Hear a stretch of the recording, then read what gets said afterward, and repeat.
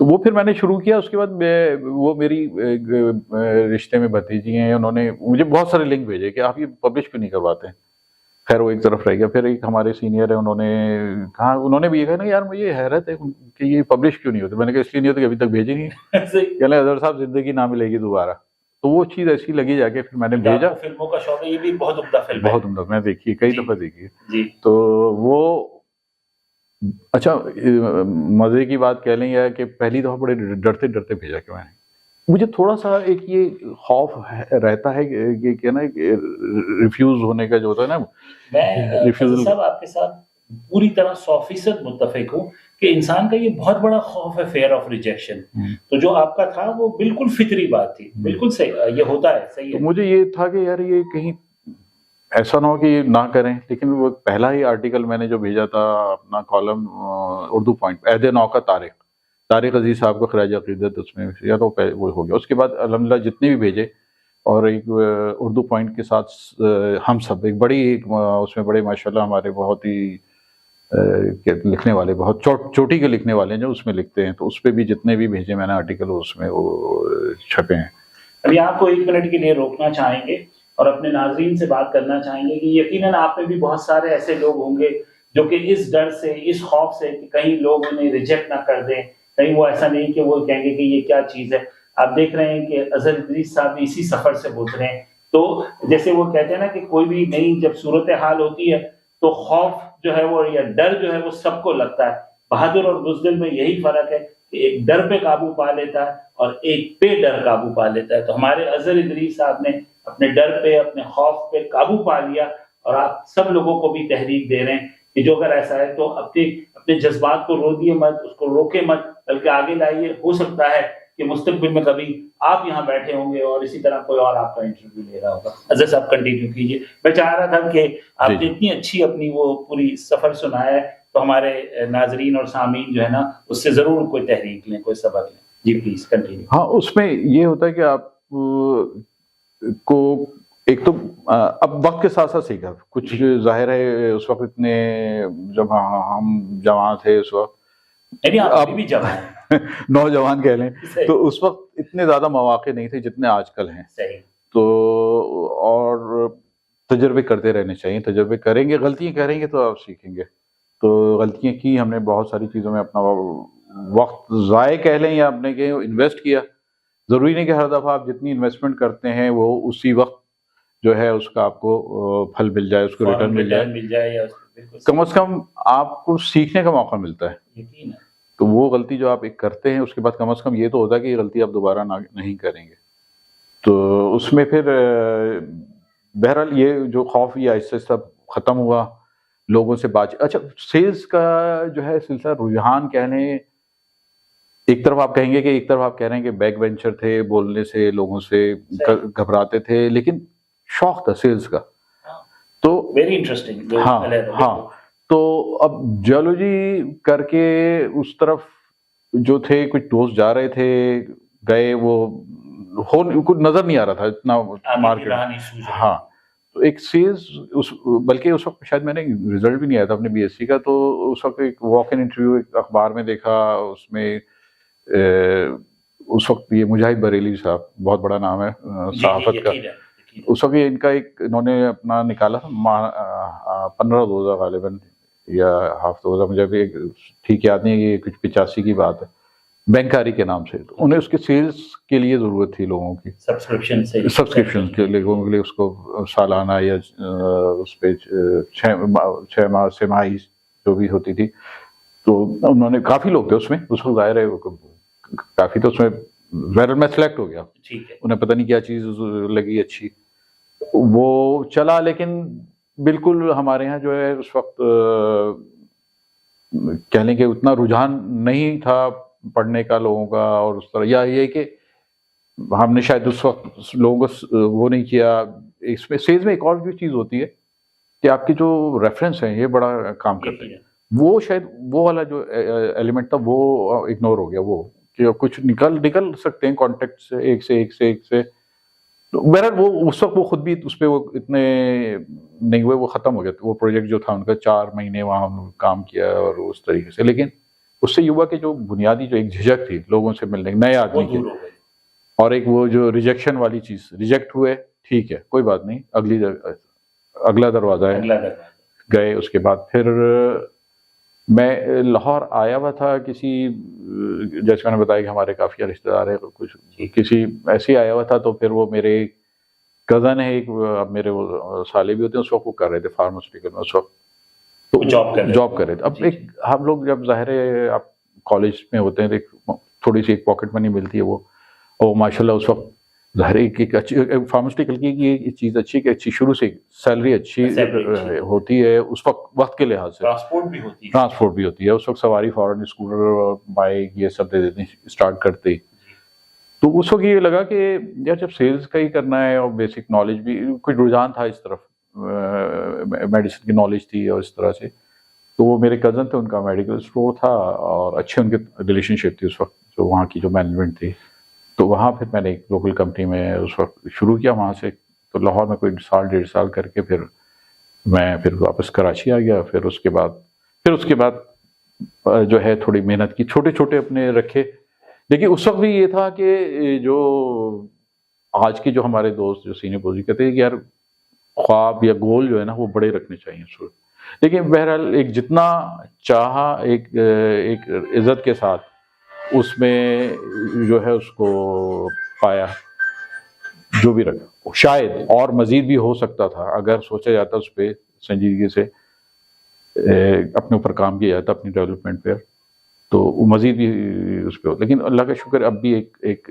اچھی position, middle management میں ایک اچھی پوزیشن پہ ہوں میں۔ اور سب سے بڑی بات یہ کہ میرے لیے اہم یہ ہے کہ جو بھی رول جس بھی اس میں کام کرے آدمی، اس میں یہ ہو کہ یار یہ اس پہ نظر آئے پرفیکشن، کوئی آپ کے پاس آئے اپنا مسئلہ لے کے آئے اور یہ اس طرح سے آئے، اس اعتماد کے ساتھ آئے کہ جو میں ان کے ساتھ اپنا جو مسئلہ لے کے جا رہا ہوں یہ حل ہو جائے گا ان کے پاس، یہ نہیں ہو۔ ہاں، تو یہ سوچ شروع سے رہی ہے اور آئندہ بھی انشاءاللہ۔ ابھی خیر یہ اظہر ادریس صاحب تھوڑی انکساری سے کام لے گئے، ہم جو پھر میں آپ سے کہہ رہا ہوں کہ ہم ایک غیر رسمی طور پہ بات کر رہے تھے، تو انہوں نے یہ کہا تھا، اور جو میں سمجھتا ہوں کہ ایک سیلز ایکسپرٹ یا سیلز کا گرو ہی کہہ سکتا ہے، کہ انہوں نے کہا کہ سیلز کی انتہا یہ ہے کہ آپ کا جو صارف ہے، آپ کا جو گاہک ہے، اس کو یہ محسوس نہ ہو کہ آپ سیل کر رہے ہیں، بلکہ وہ لگے کہ میں خرید رہا ہوں، یہ انتہا ہے۔ تو یہ میں حلفیہ کہہ سکتا ہوں، میرا اپنا تعلق بھی سیلز کے شعبے سے، کہ ایسی بات سیلز کے گرو کے علاوہ کوئی اور نہیں کہہ سکتا۔ میں تو ابھی بھی طفل مکتب والی ہر چیز میں، اب جو لکھنے اور لکھانے کے حوالے سے وہ بھی میں یہی سمجھتا ہوں، اور ظاہر ہے سیکھنے کا عمل کبھی ختم نہیں ہوتا، اور میں انشاءاللہ یہی ہے کہ اس کو سیکھنے کا عمل کو جاری رکھنا ہے۔ کریڈل ٹو گریو جو عام طور پہ کہتے ہیں نا، کہ وہ جھولے سے لے کے قبر کے دہانے تک جو ہے وہ سیکھنے کا عمل جاری رہتا ہے۔ تو ناظرین کرام، اس کے ساتھ ہم اپنی دوسری نشست کے بھی اختتام تک پہنچیں۔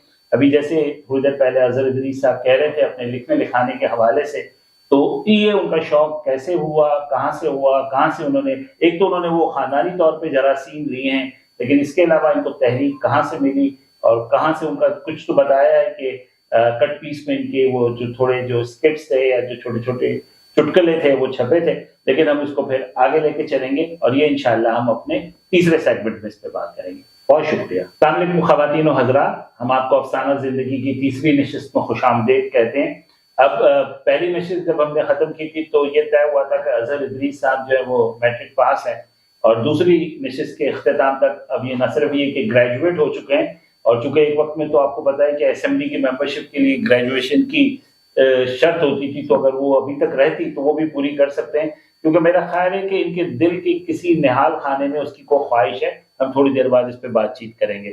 تو اظہر ادریس صاحب، ہم آپ کو تیسری نشست میں خوش آمدید کہتے ہیں۔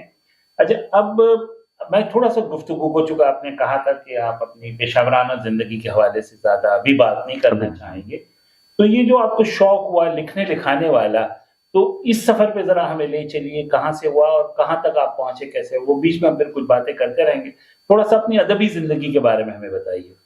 اچھا، اس میں جیسے میں نے پہلے عرض کیا کہ اس میں جو بھی لکھا رہی ہے اس کی آبزرویشن بڑا ہو سکتا ہے، وہ اتنا اچھا نہ بول پاتا ہوں، لیکن اگر جو بھی اس کی جو وہ جو اسکلز ہوتی ہیں آبزرویشن، وہ بہت زیادہ بہت اچھی ہوتی ہیں، چاہے وہ انٹرٹینر ہو یا جو بھی ہو۔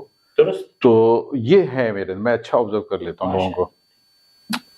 ایک اپنے وقت میں میمیکری بھی کر لیتا تھا اس میں. اچھا. وہ بھی آبزرویشن کی وجہ سے, مطلب وہ ایسی. اب چونکہ آپ نے کس کی کوئی کسی مشہور شخصیت کی کبھی؟ میں دلیپ کمار کی اچھی کر لیتا ہوں, میں راج کمار, طارق عزیز, محمد علی, کچھ اپنے جو آپ کہنے حلقہ احباب اور اپنے سینئرز جو ہیں ان کی بھی. جو بڑے نام لیے, اگر اس میں سے کوئی چھوٹی سی جھلک ہمارے ناظرین کو دکھانا چاہے, کوئی پتہ نہیں آپ کو کسی ڈرامے کی آفر ہو جائے نہیں, وہ اس وقت شاید وہ جیسے آپ اگر سہولت محسوس کریں, ورنہ کوئی ایسی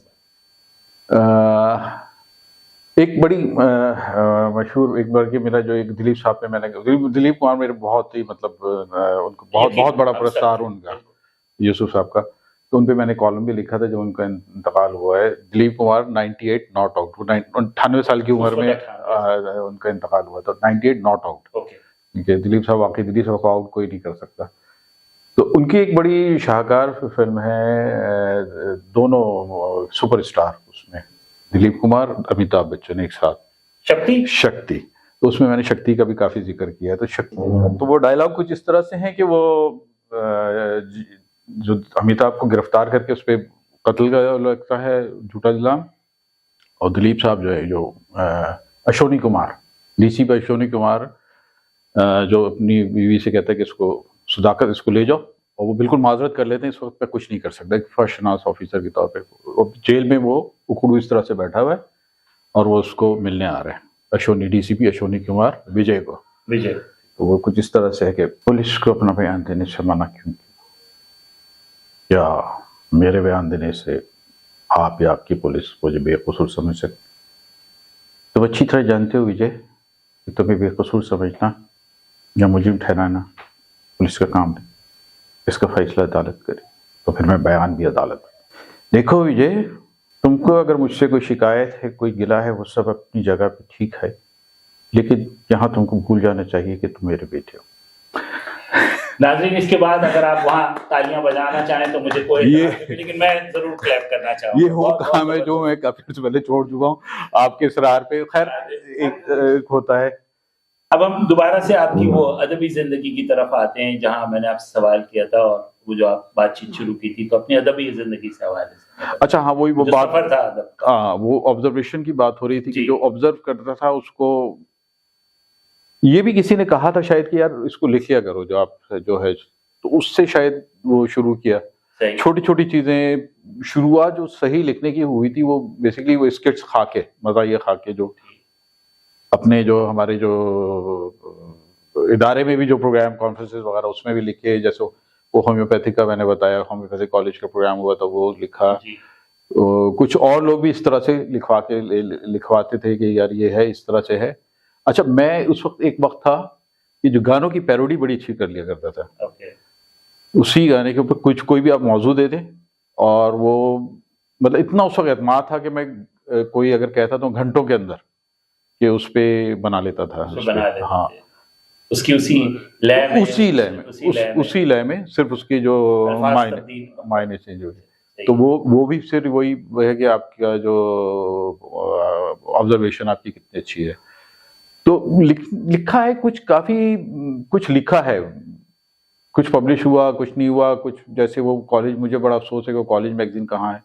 جن دنوں میں لاہور رہ رہا تھا, میں نے اپنی جیسے بتایا کہ آپ کو جاب لاہور سے شروع کی, وہاں ایک صاحب تھے, انہوں نے اس وقت MQM کا اسٹارٹ تھا, لیٹ 80s کا, تنقید حق پرست کے نام سے وہ ایک اخبار نکال رہے تھے, ہفت روزہ 2 پیج کا. تو وہ پتہ نہیں کیا ان کو کیا سوجی اس میں, حالانکہ اس میں کم ہی ہوتا تھا کچھ اس طرح کا, لیکن وہ مجھے تھوڑا سا ایک وہ ہوا کہ میں کراچی سے گیا تھا اس وقت. ہم تو نوجوان, اس وقت کا نوجوان جو تھا وہ صرف اس کو ہر طرف MQM ہی نظر آتی تھی, اور جو اس کی لیڈرشپ تھی وہ نظر آتی تھی اس پہ. تو وہ پھر میں ان سے ملا, تو اس کے لیے اس میں میں نے عہد نو کا سقراط کے نام سے 3 قسطیں اس میں جو تھیں وہ لکھی. اس میں جو MQM کا سفر تھا الطاف حسین کا, عہد نو کا سقراط, اس میں بڑا جذباتی انداز میں چیزوں کو اس میں لکھا گیا. وہ تھا. پھر وہ تھوڑی بہت مجھ سے وہ رپورٹنگ بھی کروا لیتے, خبر بنوا لیتے تھے, جیسے ان دنوں ضرب مومن کے نام سے کوئی جو ایک چل رہی تھی کچھ عسکری, جی, تو وہ یہ جنرل اسلم بیگ کے دور میں یہ ضرب مومن بالکل. تو وہ کافر ہے تو شمشیر پہ کرتا ہے بھروسہ کے نام سے پھر میں نے اس پہ کچھ لکھا تھا اس میں. تو وہ وہاں پہ لکھا کچھ میں نے. اصل میں تھوڑا سا جیسے میں نے شروع میں آپ سے کہا کہ طبیعت ہر طرف تباہ آزمائی کی. میں نے ایک دفعہ یہ کراچی زو میں جو ہے KMC کا ہوتا تھا ہنی بی کیپنگ کا جو ہے شہد کی مکھیوں کا کورس ہو رہا تھا. میں نے چھٹیاں تھی تو میں نے اس میں 3 ہفتے کا وہ کورس تھا وہ لے لیا. میں نے ایئر ٹکٹنگ جو ہے ہوٹل مینجمنٹ میں نے گٹار سیکھا میں نے آرگن شارٹ ہینڈ ٹائپنگ جو بھی ہوتا تھا اس میں. یہ نہیں ہوتا تھا کہ اس سے کوئی کام ہوگا. اس وقت ہوتا تھا کہ جو بیچ میں چھٹیاں وغیرہ ہوتی تھی اس میں تو کر لیتے. اس میں اس وقت یہ بھی ہوتا تھا کہ کچھ دوست ہیں جیسے وہ کہتے تھے کہ یار چلو وہ کر لیتے ہیں. اچھا کراچی میں ایک وقت تھا بھیڑ چال بہت چلتی تھی. جو ایک ہے BCom ہے تو BCom کر رہے ہیں. پھر ایک جو آپ کا جو کوچنگ سینٹر والی یونیورسٹیز بنی تھی یہاں پہ کولیبریشن سے تو وہاں پہ MBA میں بھی ایڈمیشن لے لیا. سکسیس اور پتہ نہیں بڑے بڑے نام تھے. ہاں وہ تو خیر کوچنگ سینٹر تھے. ایک میں اس لیے کہہ رہا ہوں کہ یونیورسٹیز کا نام تھا لیکن تھے وہ کوچنگ سینٹر. وہ کہیں کسی باہر کی کسی امریکن یونیورسٹی سے جیسے ایڈمسن تھی پرسٹن تھی اسی طرح ایک انٹرنیشنل یونیورسٹی میزوری وہاں میں نے MBA میں بھی.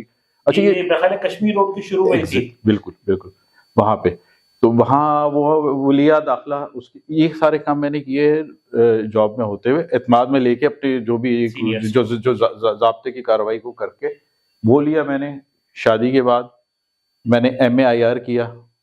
یہ پرائیویٹ کیا میں نے کراچی یونیورسٹی سے. وہ بھی کر لیا کہ کچھ کرنا. کس سن میں ہوئی؟ شادی میری 93 میں ہوئی ہے. اچھا ہاں تو یہ میں نے کیا الحمدللہ. بس یہ تھا کہ ماسٹرز بھی ہونا چاہیے مطلب کم از کم کل کو بچوں کو تحریک تو لے کہ باپ نے ماسٹرز تو کیا ہوا ہے تو کچھ اگر کہہ سکے تو. بلکہ ایک بڑے مزے کی بات تھی آج کل کے بچے جو ہے ہمارے وہ کرتے ہیں ہماری طرح نہیں کہ وہ ابا سے جیسا کہہ دیا وہ چیلنج کرتے ہیں آپ کو. تو کچھ اسی طرح بات ہو رہی تھی میرے منہ سے ایک دم سے نکلا. میں نے کہا یار ہماری جین میں پڑھائی ہے ہی نہیں. ہم بھی تو یہ کہہ رہے ہیں تو آپ کو آپ کے لفظوں سے پکڑ لیا. ہاں تو یہ تھا اس طرح سے مطلب جاب کے ساتھ ساتھ بھی وہ دیکھیں اس میں میں دوبارہ اپنی جو شریک حیات ہیں ان کا شکریہ ادا کروں گا اس پہ کہ جو چھٹیاں ہوتی تھیں اب اس میں چھٹیاں لے رہا ہوں امتحان کے لیے ایگزام کے لیے. اس میں تیاری کر رہا ہوں. حالانکہ وہ چھٹیاں ہوتی ہیں اب پورا سال جو ہے ظاہر آپ اس طرح سے خاندان کے ساتھ وقت گزاریں کہیں لے کے جائیں کچھ اس طرح سے. تو انہوں نے سپورٹ کی. اچھا تھوڑا سا ہے نا اس میں اب جیسے ایک کچھ اس طرح سے بھی میں نے ایک بڑا جو مجھے میرا اپنا پسندیدہ سیگمنٹ کہہ لیں وہ مبشر زیدی جو صاحب ہیں جو جنگ میں 100 لفظوں کی کہانی تو وہ بیسکلی وہ بھی میں لکھتا ہوں 100 لفظوں کی کہانی. اس کو 100 لفظوں کی کہانی ظاہر ہے اس کا نام میں نے اپنی طرف سے سوچ کہانی ابھی میں نے ایک شروع ہی کیا تھا کہ چھٹیاں لی ہوئی تھی تو اس میں ایک پیج بنا لیا فیس بک پہ. تو وہ مجھے اپنا سیگمنٹ بہت پسند ہے. وہ اس میں بیسکلی اس کا جو میں سمجھا اس میں ہوتا ہے کہ ایک ٹائٹل ہوتا ہے اس کہانی کا. اس کی جب کہانی ہوتی ہے اس میں کہانی میں کہیں بھی آپ کو نہیں پتہ چلتا کہ میسج کیا ہے کیا سوچ ہے. جو آخری پنچ لائن ہوتی ہے اس سے پتہ لگتا ہے کہ یار یہ کیا ہے اور بڑا اسٹرانگ میسج ہوتا ہے. بہت اسٹرانگ میں بھی پڑھتا رہا. جی ہاں تو وہ جو میں نے بھی اس میں کچھ لکھی ہے میں مطلب یہ تو نہیں کہوں گا بہت مبشر زیدی صاحب کے لیول پہ کی ہے لیکن ایک آدھ دفعہ میں نے ان سے شیئر کی ٹویٹر پہ تو ان کا بھی انہوں نے اس کو لائک آیا اس کے اوپر اس طرح سے. تو وہی والی بات کہ کیا تحریک کس طرح ملتی ہے آبزرویشن سے ملتی تحریک. پھر میں بالکل متفق ہوں. چھوٹی سی بات جو شاید ہمارے ناظرین کے سننے والوں کے لیے بھی اور دیکھنے والوں کے لیے میرے ایک اپنے استاد نے مجھ سے یہ کہا تھا کہ اگر آنکھیں اور کان کھلی رکھو گے تو بہت کم منہ کھولنا پڑے گا. تو وہ بخال وہ انہوں نے مجھے کہا اور یہ میری زندگی کا بھی نصب العین ہے. جی اور بڑی اچھی بات کی آپ کی. اسی بات سے مجھے یاد ہے کہ میں اپنے جو جونیئر ان کو یہی ایک نصیحت کرتا ہوں آنکھیں اور کان کھلے کو منہ بند رکھو. بالکل بالکل. تو وہ اب جیسے اچھا میرا جو پیشہ ورانہ جو رہا ہے آپ کہہ لیں کہ میں حیدرآباد بھی رہا ہوں 2 سال. جب میں پہلی دفعہ جب مینیجر بنا ہوں تو میں حیدرآباد میرا ٹرانسفر ہے. اس کے بعد 2 سال میں نواب شاہ رہا ہوں.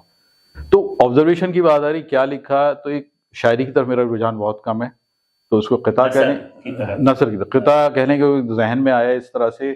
ان دنوں میں نواب شاہ میں وہ جو سرنجز بوائل کر کے ڈسپوزل سرنجز یوز نہیں ہوتی تھی وہ ڈاکٹر وہ یوز کر رہے ہوتے تھے وہ استعمال کرتے تھے اس کو بوائل کر پرانے طریقے کا حالانکہ آ گئی تھی اس وقت، لیکن اس وقت ظاہر ہے کہ وہ ایک پورا پیکیج ہوتا ہے جس میں سے انہوں نے کاسٹ نکالنی ہوتی ہے، لیکن بہرحال وہ غلط طریقہ تھا کہ وہاں کمپرومائز کرنا. تو اس میں یہ لکھا تھا کہ ہیپیٹائٹس اور ایڈس سے نسلوں کو ہم بچائیں، اس مہلک بیماری کا شعور ہم جگائیں. ڈسپوزیبل سرنج کچھ ایسی نہیں ہے محال، خدارا یک سوئی سے انجیکشن نہ لگائیں. تو یہاں پہ یک سوئی، یک سوئی کا بہت شاندار ہاں، تو وہ یک سوئی کو اس طرح سے استعمال کیا تھا. تو یہ بس ہے کہ جو ہے آگے کا جو ہے انشاءاللہ ایک پراپر وقت ہوگا، تو زندگی نئے وفا کی تو ارادے ہے کہ اس کو سلسلے کو آگے تھوڑا سا اور بڑھانا ہے، اور تھوڑے سے ایک آرگنائز طریقے سے پراپر، کیونکہ ابھی میرے بچے بھی کہتے ہیں کہ اب پڑھنے کا رجحان کم ہے، تو اب اگر اس کو ویژول کی طرف لے کے جائیں گے، جو بھی آپ لکھ رہے ہیں جس کو آج کل کہا جاتا ہے، ابھی میں بلاگ کی طرف دوں تو وی لاگ وہ جو ہے، تو انشاءاللہ دیکھیں آگے کچھ ہے اس طرح سے اللہ تعالیٰ نے اگر